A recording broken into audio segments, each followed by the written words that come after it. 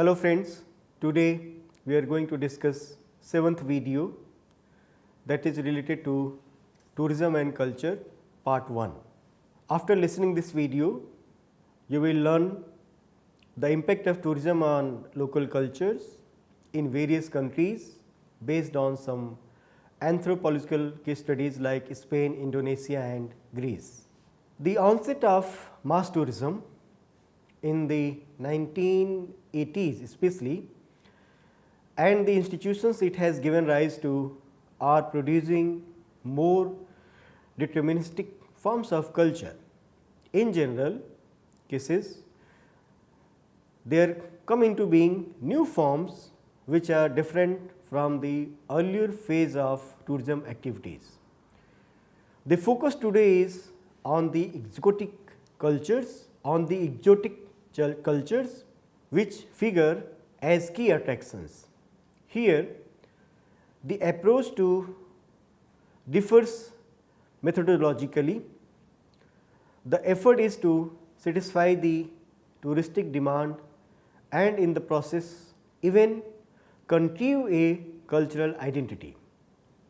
This is continually proving to be quite troublesome for the relationship between tourism and culture.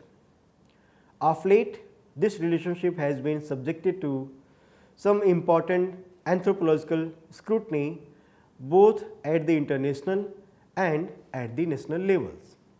In this video, we shall discuss the interface between culture and tourism. For this purpose, some case studies have been selected and extensive quotations have been used from the original articles to bring to you the first hand views of the authors. Let us see some international case studies. This portion contains case studies conducted from the economic and anthropological perspective to gauge the impact of mass tourism on the indigenous people and cultures. First, we are going to discuss one example related to Spain.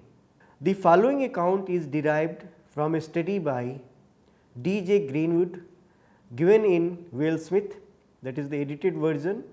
Topic is host and guest, the anthropology of tourism.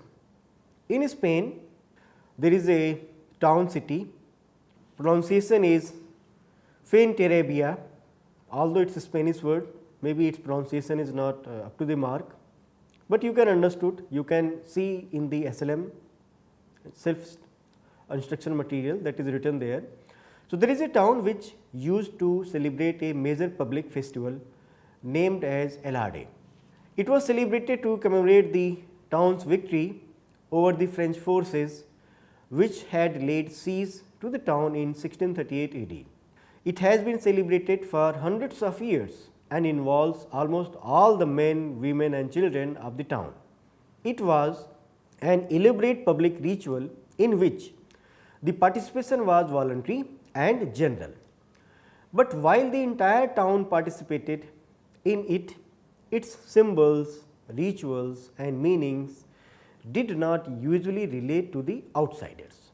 In 1989, the Spanish government threw the Alarde open to the tourist in an attempt to create an added tourist attraction and insisted that the Alarde should be given twice in the same day to allow everyone to see it.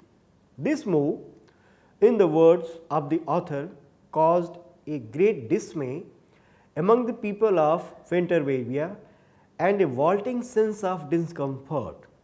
Soon this became the mask of cynicism that prefaces their attitudes towards the motives behind all business ventures in the town. Little was said publicly about it, but 2 summers later, author found that the town was having a great deal of difficulty in getting the participants to appear for the Alarde. No one actively or ideologically resisted, but in an event that depends entirely on voluntary compliance, general lack of interest created serious organizational problems. In the space of 2 years, what was a vital and exciting ritual had become an obligation to be avoided. Later, the municipal government was considering payments to people for their participation in the Alarde town. This was a turning point for this festival, and the intervention by the outsiders stripped the rituals of whatever meaning it held for the local people. We are reproducing below the conclusions of the author, that is verbatim. As an analytical perspective has finally begun to develop with regard to the socio-economic effects of mass tourism, it has become obvious that the increasing maldistribution of wealth and resultant social stratification are widespread results of touristic development. Various remedies are proposed as an attempt to counteract these problems.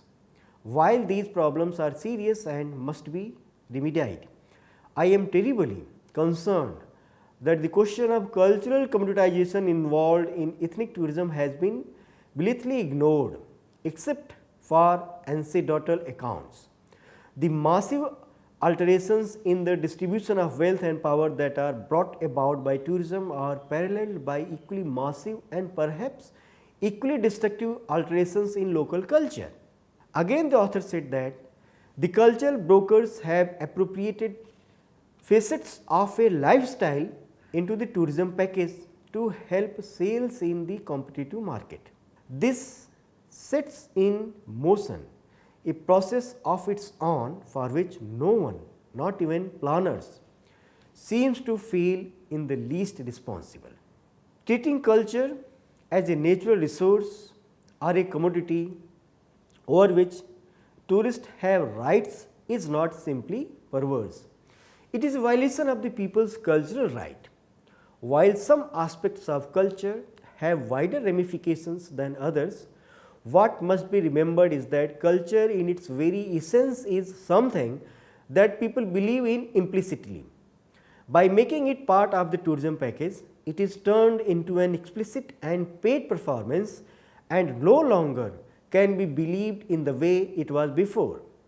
Thus, commoditization of culture in effect robs people of the every meaning by which they organize their lives. He further adds, perhaps this is the final logic of the capitalist development, of which tourism is an ideal example. The commoditization process does not stop with land, labor and capital, but ultimately includes the history, ethnic identity and culture of the peoples of the world. Tourism simply packages the cultural realities of a people for sale along with their other resources. We know that no people anywhere can live without the meaning culture provides them. Thus, tourism is forcing unprecedented cultural change on people already reeling from the blows of industrialization, urbanization and inflation. The loss of meaning through cultural commoditization is a problem at least as serious as the unequal distribution of wealth that results from tourist development. So, this is the first example of Spain.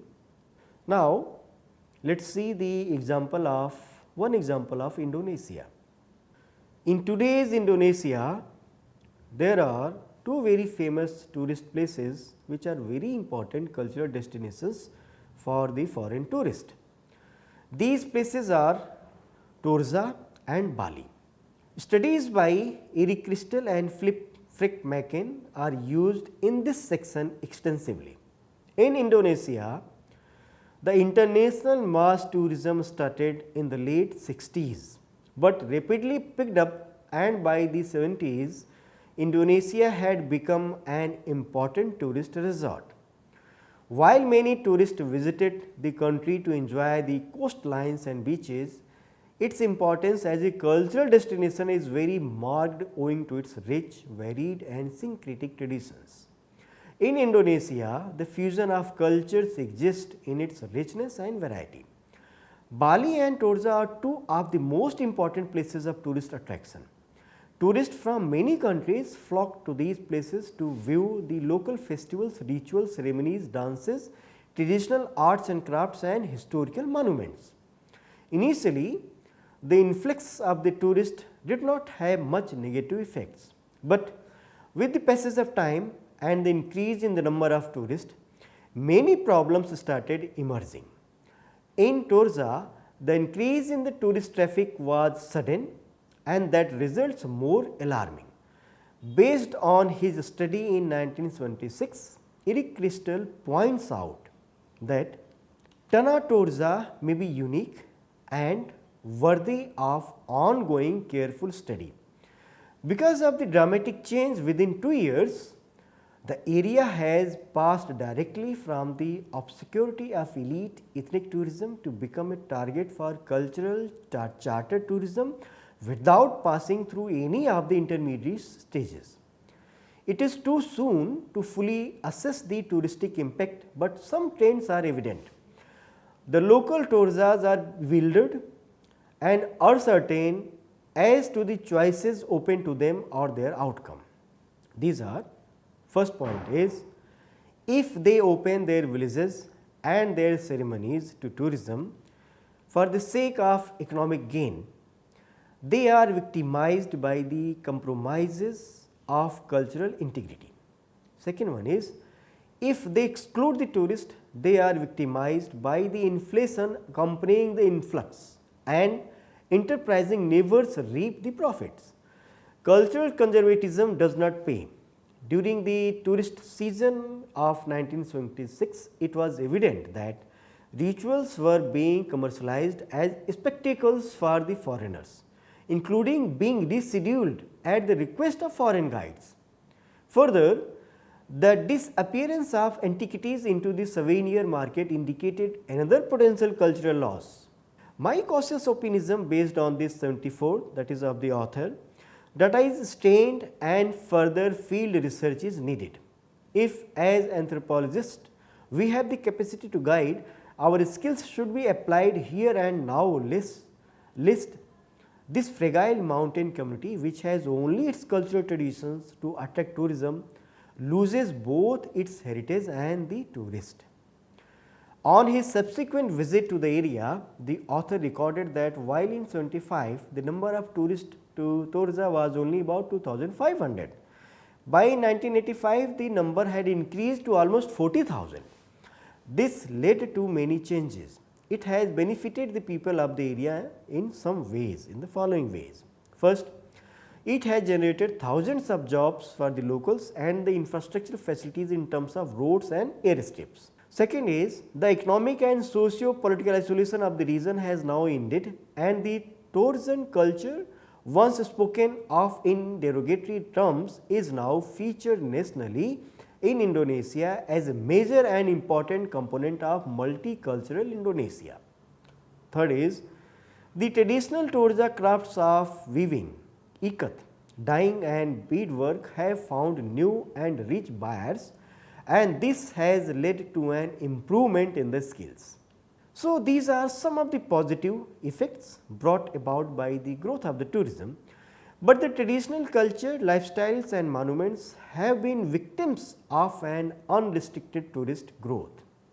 Erik Christel says, verbatim quoted here, one of the sadder consequences of change in Torza has been the accelerated loss of these precious heirlooms and cultural artifacts. There is no doubt that tourism has played a significant role in this process. In 1969, beautiful stands of ancient beads were sold in each Torza market by itinerant vendors. By 1926, villagers in the marketplace and the vendors themselves reported that such old beads were becoming increasingly scarce due to demand by visiting French tourists. By 1983, such beads were effectively gone in the sense that they were out of the price range of the average village consumer. Tourists and itinerant international art dealers have demonstrated an insatiable appetite for old pieces of Torza folk art. Newly crafted house panels, baskets, textiles or carvings do not satisfy these most particular appetites. Only the oldest most weathered and most exotic looking pieces will do. Most devastating to the people of Torja is the rape of ancestral statuary that continues unabated at this writing.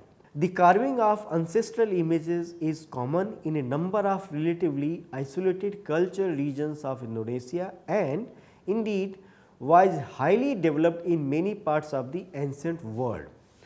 Tau Tau or Funri statues in Tanah Torja are carved of extremely durable jackfruit wood.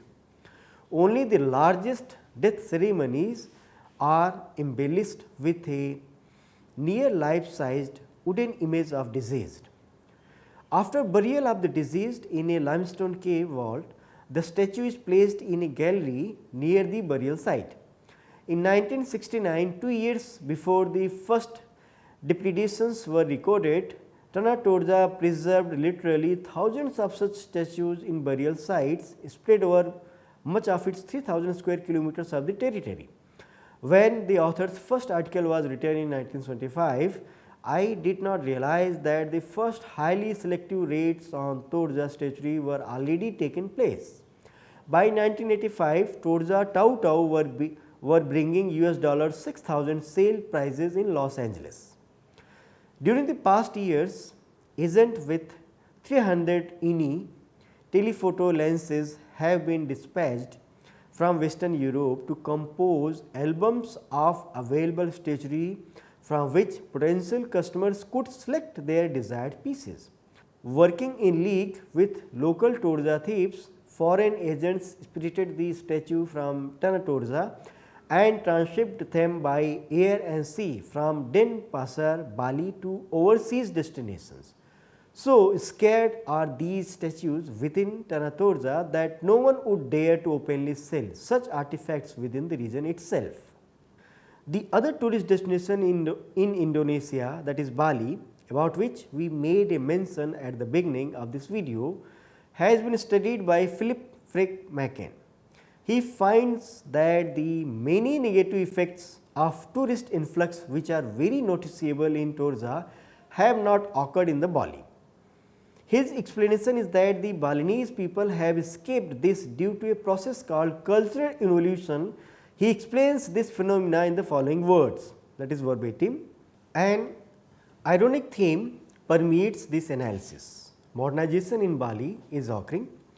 Tourism introduces new ideas and is a major source of funds. Yet, the tourists expect the perpetuation of ancient traditions, especially in the performing and plastic arts, and would not visit in such numbers if Bali were to become a thoroughly modern island. Both conservation and economic necessity encourage the Balinese to maintain their skills as carvers, musicians and dancers in order to have the funds of modernization. The resilience of the Balinese culture and the strength of its artisan traditions have withstood the impact of cultural invasion normally associated with mass tourism. The local people have achieved it by separating the realms of tourism and their own spiritual and social identity and rendering into each what is its own.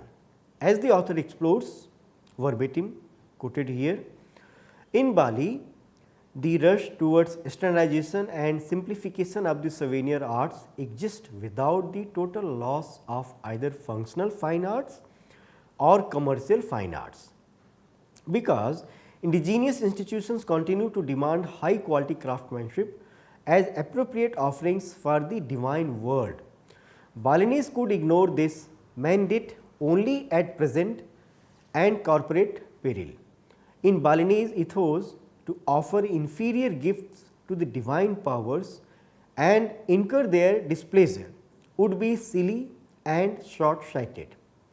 It is one thing to sell inferior goods to tourists who do not know or care about artistic expertise, but to short change the infinitely superior taste of the spirit realm would be foolhardy indeed. Thus, Balinese craftsmen remain responsive to the marketplace in their willingness to alter the themes of their carvings from Wayang, that is shadow puppet, figures to animal figures, and even to busts of Sophia Loren and Raquel Welch, and also responsive to the market of the divine world, whose taste and expectations are believed to remain infinitely more executive. Graben reported that in other non-Balinese cases, craftsmanship has suffered loss in quality because the quality of the spiritual realm evidently suffered from degradation and the spiritual audience was no longer significantly viable. This is not true in Bali, at least not yet. But the author says, by way of caution, that is verbatim, certainly there are dangers for the Balinese in embracing tourism, and as in Torza, the misuse of scarce resources, increased stratification with the rich getting richer, or environmental and ritual erosion may be so damaging to the indigenous way of life that tourism could eventually be evaluated by both social scientists and local villagers as a profound and disastrous blight. The results will depend to considerable degree on actions within the political structures. Now, let us discuss another example which is related to Greece. E. Wickens studies a village in Greece which has been providing services to both the domestic and foreign tourists who come in search of sun, sea and sand. The participation of the villagers in this quest has been almost total. They have willingly made available all the facilities and created ambiances which various types of tourists may desire. To start with, the name of the village was changed from Kapsochora, meaning a burning place, to Pefek Kuchori, meaning pine woods. Although the pronunciation is not proper, but you can see from the self-learning materials. So, a name thought to be more appropriate to its scenic location and therefore more attractive to tourists. Secondly, a local color is thought to be given by serving local cuisine, traditional dances, or for that matter whatever was thought to be enjoyable to that variety of tourists out to seek an encounter with the local culture. The author commented verbatim, intended mainly for foreign consumption, the Taverna evening is transformed from a mundane social event into a spectacle designed to make the evening exciting and memorable for the tourist. The Taverna serves a hybrid cuisine, the traditional mesdes, which is a variety of salads and appetizers, being structured into a western style 3-course meal with everyone having the same. The meal itself is a combination of Greek and Western European dishes. The rationale for the standardization of the content of these meals is that it allows for the efficient processing of large numbers of coach parties. That is, a taverna can predict the number of meals it needs to prepare and so maximize its profit. Again further quoted, in addition, it offers staged performances of Greek traditional dances which have been hybridized, or we can say simplified and modernized, especially for tourists. For example, the Kaspiko, that is the Butcher's dance, and its popularized version of the Sartaki and the Jambetiko, a man's solo dance expressing a mood of melancholy and suffering, are mass produced to be consumed by the tourist, just like any other product. These hybrid Greek dances are performed by a small group of men and women dressed in traditional native costumes. These groups are instructed to encourage tourists to participate in these dances, which end with the traditional smashing of plaster plates. The sound of bujoki music played in the tavern has also been modified.